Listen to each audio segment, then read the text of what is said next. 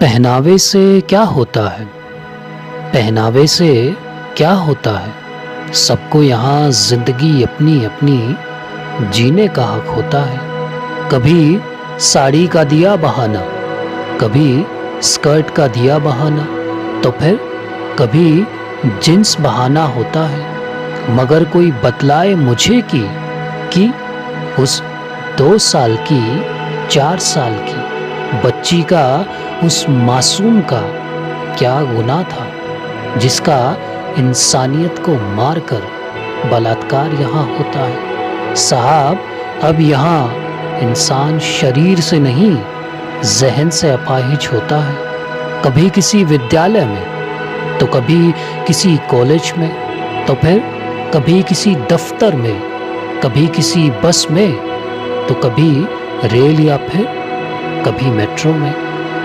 अब तो खुद की गली से गुजरना भी खौफनाक होता है। कोई बतलाए मुझे कि लड़की को अब यहाँ कहाँ कहाँ से बचकर चलना पड़ता है, और अब तो खुद के घर में ही महफूज होने पर शक होता है। साहब, अब यहाँ इंसान शरीर से नहीं जहन से अपाहिज होता है। बहुत सी झूठी बातें करने से क्या होता है? आगे आके करने से ही सब होता है, और लोगों की मर्जी से चुना हुआ नेता ही अब यहाँ सबका बाप होता है।